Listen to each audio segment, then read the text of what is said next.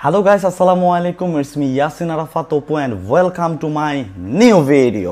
আপনাদের চুল কাটা অপু ভাইয়ের এন্ট্রিটা যদি এইভাবে না হইয়া এইভাবে হইতো, hey guys, it's me ভাই চুল কাটা Apu and welcome to my new চুল কাটা ভিডিও। আপনাদের মাঝে আবারো চলে আসলাম ওমরের চুল কাটার জন্য।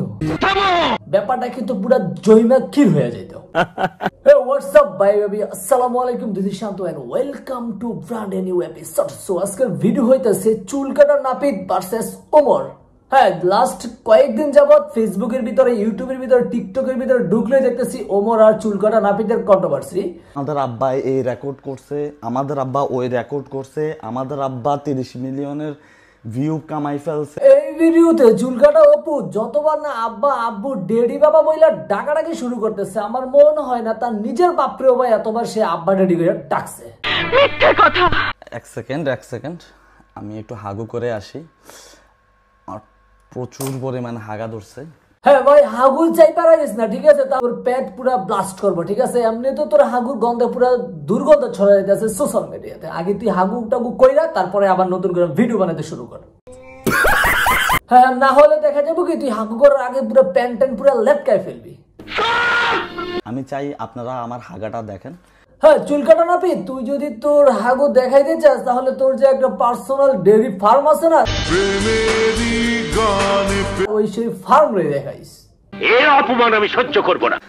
যাই হোক, এটা হলো আমার টয়লেট। হলাম ওমর অন ফায়ারের একজন বড় ফ্যান। মদ খা এরপরা মদ না খেলে তোদের মাথায় বুদ্ধি আসবে না। মানুষ কতটা নিকৃষ্ট হইলে বা কতটা নষ্ট মস্তিষ্কের হইলে এই ধরনের কাজকর্ম কইরা আবার ভিডিও আপলোড করে। আমার তো মনে হয় সেফুদা মনে হয় অপু ভাইয়ের পিছন দিয়ে কোনো একটা কিছু বইরা দিছে, তাহলে না হইলে কেন সেফুদার রূপ মানে সেফুদার কাজকর্ম অপু ভাইয়ের কাছে আইসা পড়ছে। কামটা তুই ভালো করলি না। ওমর অন ফায়ার বা ওই তার গুণ কি সেটা তো শুনলে আপনারা অবাক হয়ে যাবেন, বিশ্বাস করেন। ওমরের কি গুণ আছে বা ওমরের কি গুণ নাই সেটা ভাই জানা দরকার নাই। আর তোর যে কি গুণ আছে বা তোর যে কতটা গুণ এখন হয়েছে সেটা অলরেডি জানা হয়ে গেছে। প্রমাণ দাও। আগে তুই ছিলি চুল কাটা নাপিত আর এখন হচ্ছে দুধ ব্যবসায়ী, মানে কি ডেইরি ফার্মের মালিক।